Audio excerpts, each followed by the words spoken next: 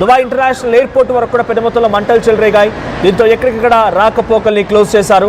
So Dubai ప్రభుత్వం కూడా హెచ్చరికలు జారీ చేసింది, అత్యవసర హెచ్చరికలు జారీ చేసింది. తదుపరి నోటీసులు ఇచ్చేంత వరకు కూడా దుబాయ్లోని విదేశీ విమానాల ల్యాండింగ్ క్లోజ్ చేస్తున్నట్టుగా అనౌన్స్ చేసింది. దుబాయ్పై ఇరాన్ విరుచుకుపడుతోంది. డ్రోన్లు, క్షిపణులతో చాలా బిగ్గెస్ట్ అటాక్కి ఇరాన్ తెరలేపుతోంది. అమెరికాతో పాటుగా పలు దేశాల్లో రాయబార కార్యాలయాల్ని కూడా దుబాయ్ మూసివేసుకుంది. రీసెంట్గా దుబాయ్లోని కుజైరా ఆయిల్ ట్యాంక్ ఫామ్ పైన ఇరాన్ డ్రోన్ దాడికి తెరలేపింది. 6 క్షిపణులు 21 డ్రోన్లతో దాడి చేయడంతో దీంతో దుబాయ్ మొత్తం కూడా అల్లకల్లోలం అయిపోతుంది. దుబాయ్లోని ఇంటర్నేషనల్ ఫ్లైట్స్కి రాకపోకలను క్లోజ్ చేసింది. ఒక రకంగా దుబాయ్ ఫ్లై జోన్ మొత్తం కూడా క్లోజ్ చేసుకున్నారు.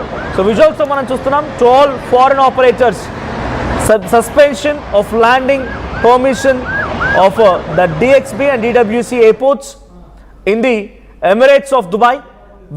We write with reference to the prevailing situation within the region and in the interest of the safety of airlines, crew, passengers, employees and the public. Please be informed the landing permission for aircraft operating into DXB and DWC airports in the Emirate of Dubai suspended until the further notice. The concerned authorities in the Emirates of Dubai will update you with regarding to remove of suspension of landing permission. So ఇప్పుడైతే ఇక్కడ ఉన్నటువంటి situation ఆధారితంగా భయానకమైనటువంటి పరిస్థితుల ఆధారితంగా ఆందోళనకరమైన వాతావరణం నెలకొంది. కాబట్టి మేము international ఫ్లైట్స్ని land అవ్వడానికి కానీ ఇక్కడ నుంచి ఎగరడానికి కానీ పర్మిషన్ ఇవ్వడం లేదు. సో మేము ప్యాసింజర్ మరియు ఆ ఫ్లైట్స్కి సంబంధించిన భద్రత దృష్ట్యా నిర్ణయం తీసుకుంటామని చెప్పుకొచ్చారు. సో ప్రస్తుతానికి ఇరానియన్ డ్రోన్లు సుమారుగా 10ల సంఖ్యలో దుబాయ్ నగరాన్ని చుట్టుముడుతున్నాయి. దుబాయ్ నగరాన్ని చిత్తు చేస్తున్నాయి. దుబాయ్ నగరాన్ని కొంత అల్లకల్లోలంగా మార్చేస్తున్నాయి. సో చమర్ లోడింగ్ తాత్కాలికంగా నిలిచిపోయింది. పుజైరీ ప్రాంతంలో పెద్ద మొత్తంలో అక్కడ ఆయిల్ ఎక్స్పోర్టింగ్ జరుగుతుంటుంది అక్కడ నుంచి. కాబట్టి ఆ లోడింగ్ ప్రక్రియ మొత్తం కూడా ముగిసిపోయింది. సో పెద్ద మొత్తంలో ఇటు అమెరికా అండ్ ఇజ్రాయెల్, ఇరాన్ ఈ యుద్ధంలో దుబాయ్ తీవ్రంగా నష్టపోతుందనడానికి ఇది ఒక పెద్ద ఉదాహరణ. సో అరబ్ ఎమిరేట్స్ సంబంధించినటువంటి వాళ్ళపైన ఉక్కుపాదం మోపుతోంది ఇరాన్. సో ఇప్పటివరకు మీరు చూస్తున్న ఈ లిస్టులో వారంతా కూడా మరణించిన వారి లిస్ట్ అదంతా. సో వీరు అరబ్ ఎమిరేట్స్ పైన ఇరాన్ ఉక్కుపాదం మోపుతూ వాళ్ళ పెద్ద మొత్తంలో అరెస్ట్ చేయడమా లేకుంటే వారు అంతమొందించడానికి ప్రయత్నాలు చేస్తోంది. So as of now 7 million బ్యారెల్ల చమురు ఉత్పత్తి పూర్తిగా తగ్గిపోయింది. 7 మిలియన్ బ్యారెల్లు అంటే ఇక రేపో మాపో పెట్రోల్, డీజిల్, ఆయిల్ ధరలు పెరగడం గ్యారంటీగా కనబడుతోంది. ఇక పుజైరాలోని అంతరాయాలు మరింతగా తీవ్రమైతే చాలా పెద్ద మొత్తంలో ధరలు పెరిగే అవకాశం కూడా ఉంది. సో నిరుడు అంటే పోయిన సంవత్సరానికి సంబంధించి ఇక్కడ 1.7 మిలియన్ బ్యారెల్ల ముడి చమురు ఈ సమయానికల్లా ఎక్స్పోర్ట్ చేస్తే ఇప్పుడు అక్కడ 7 మిలియన్ బ్యారెల్లు తక్కువ అయిపోయింది, అంటే ప్రొడక్షన్ లేదు.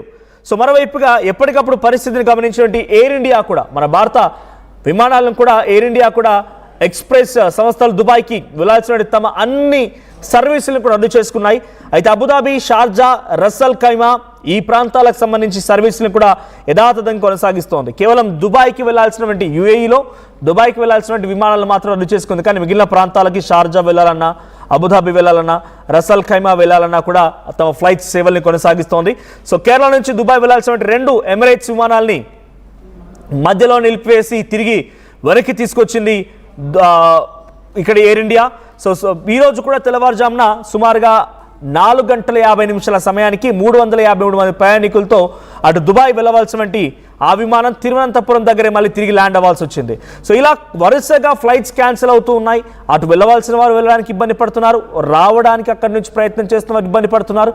సో దుబాయ్ని మొత్తాన్ని కూడా ఇప్పుడు ఇరాన్ తమ చెప్పు చేతుల్లోకి తీసుకొని దాడులు చేస్తూ డ్రోన్ దాడులు, మిసైల్ దాడులతో అల్లకల్లమైన వాతావరణం క్రియేట్ చేస్తోంది. ఇంటర్నేషనల్ ఎయిర్పోర్ట్ కూడా పూర్తిగా ధ్వంసమైపోయింది, పాక్షికంగా దెబ్బతినింది. విమానాలు ఎగరాలన్నా, విమానాలు అక్కడి నుంచి బయటికి వెళ్ళాలన్నా కూడా కాస్త ఇబ్బంది పడాల్సిన పరిస్థితి వచ్చింది. సో దుబాయ్ ఇప్పుడు చాలా ఈజీ టార్గెట్ అయిపోయింది ఇరాన్కి. చాలా పెద్ద మొత్తంలో క్షిపణులు, మిసైల్స్, అటు మరోవైపు నుంచి డ్రోన్లు దూసుకొస్తూ ఉన్నాయి. సో ఇవన్నీ కూడా ఆత్మాహుతి డ్రోన్లు, మీకు అందరికీ తెలిసింది. అక్కడికి వచ్చి టార్గెటెడ్గా పేలిపోతూ ఉంటాయి. అలా ఎక్కడెక్కడైతే గల్ఫ్ కంట్రీస్ సంబంధించినటువంటి మ్యాక్సిమం టార్గెట్స్ ఉంటాయి, ఆ మ్యాక్సిమం టార్గెట్స్ని ఇరాన్ దెబ్బ కొట్టే ప్రయత్నం చేస్తోంది. సో నిన్నటి నుంచి ఈ రోజు వరకు సుమారుగా 21 డ్రోన్లని దుబాయ్ అంటే యుఏఈ కూల్చే ప్రయత్నం చేసింది. సో 6 క్షిపణులను కూల్చేసింది. సో 145 మంది ఇప్పటికే గాయపడేట్టు తెలుస్తోంది. 6 బాలిస్టిక్ క్షిపణులను కూడా దుబాయ్ అంటే యుఏఈ పూర్తిగా కుప్పకూల్చే ప్రయత్నం చేసింది. ఇరాన్ పైన కూడా ఇజ్రాయెల్ దాడులు కొనసాగిస్తోంది. కర్గ్ ప్రాంతం పైన చాలా పెద్ద మొత్తంలో దాడులు చేసింది. అలాగే షిరాజ్, తబ్రీజ్ లాంటి నగరాల్లోని కూడా ఇజ్రాయెల్ దాడులు కొనసాగించింది. సైనిక ఇన్ఫ్రాస్ట్రక్చర్ అంటే ఆర్మీ ఇన్ఫ్రాస్ట్రక్చర్ సదుపాయాల టార్గెట్గా ఇజ్రాయెల్ దాడులు చేస్తోంది. సో లాస్ట్ 24 అవర్స్ నుంచి ఇప్పటివరకు 200కు పైగా ప్రెసైజ్ టార్గెట్స్ని బాంబులతో దాడి చేసి ఇజ్రాయెల్ ఇరాన్ని కూడా చుట్టుముట్టింది. ఇక ఇరాన్ డిఫెన్స్ సిస్టమ్స్తో దాదాపుగా 85% భాగాన్ని పూర్తిగా ధ్వంసం చేశామని ఇజ్రాయెల్ ఆర్మీకి సంబంధించినటువంటి లెఫ్టినెంట్ కల్నల్ నాదవ్ షోషాని ఒక ప్రకటన విడుదల చేశారు. 85% ఇరాన్కి సంబంధించినటువంటి ఆర్మీ ఇన్ఫ్రాస్ట్రక్చర్ మేము కుప్పగూల్చామంటున్నారు. 85% అంటే మిగిలింది కేవలం 15% మాత్రమే. ఈ 15%తోనే గల్ఫ్ కంట్రీస్ని, అది కువైట్ కానీ, ఖతార్ కానీ, దుబాయ్ కానీ, సౌదీ కానీ, ఇంకా ఓమన్స్ ఇలాంటి ప్రాంతాల్ని, బనమా, బెహ్రెన్ ఈ ప్రాంతాల్ని కుప్పకూలుస్తున్నటువంటి ఇరాన్ 15%తోనే కుప్పకూలుస్తుంది. అంటే నిజంగానే వాళ్ళ దగ్గర 100% ఆర్మీ ఇన్ఫ్రాస్ట్రక్చర్ ఉంటే అంటే ఇజ్రాయెల్ అబద్ధం ఆడుతోందా లేదంటే ఇరాన్ స్ట్రాంగ్గా ఉందా ఇక్కడ? సో ఇజ్రాయెల్ కనుక అబద్ధం ఆడుతుంటే డెఫినెట్గా ఇజ్రాయెల్ గల్ఫ్ కంట్రీస్ని ఇబ్బందులు పెట్టినట్టే.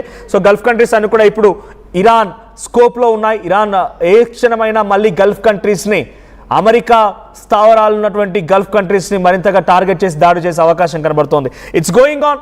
ఈ రోజుతో 17 రోజులు పూర్తయింది. 17 రోజులైనా ఇంకా యుద్ధం ఆగడం లేదు అని అంటే ఇది మరింత తీవ్ర రూపం దాల్చే అవకాశం ఉంది. ఇక దాడి చేసి చేసి చేసి ట్రంప్ లేదా నేతన్యాహు అలసిపోవాల్సిందే, కానీ ఇరాన్ మాత్రం ఎట్టి పరిస్థితుల్లో వెనక్కు తగ్గేదే లేదంటోంది. ఇరాన్ అంతకంతకి రోజు రోజుకి ఇంకా ఆ యుద్ధ తీవ్రతని పెంచుతోంది. యుద్ధ తీవ్రతతో ఇటు అమెరికా అండ్ ఇజ్రాయెల్కి సంబంధించి స్థావరాలను టార్గెట్ చేసి దాడి చేస్తోంది. బహ్రెయిన్లో చాలా కీలకమైనటువంటి ప్రాంతాలను కుప్పగూల్చింది. బహ్రెయిన్లో చాలా బిగ్గెస్ట్ లాస్ యాజ్ ఆఫ్ ఇప్పటివరకు 17 రోజుల యుద్ధంలో ఇరాన్ ఏ స్థాయిలో నష్టపోయిందో, ఇజ్రాయెల్ ఏ స్థాయిలో నష్టపోయిందో, అమెరికా ఏ స్థాయిలో నష్టపోయిందో ఎప్పటికప్పుడు చెప్తూనే వచ్చాం. కానీ వాటన్నిటికంటే రెట్టింపుగా దాదాపుగా దేశమే కుప్పకూలిపోయేంతలా బహ్రెయిన్ ప్రాంతం చాలా తీవ్రంగా నష్టపోయింది.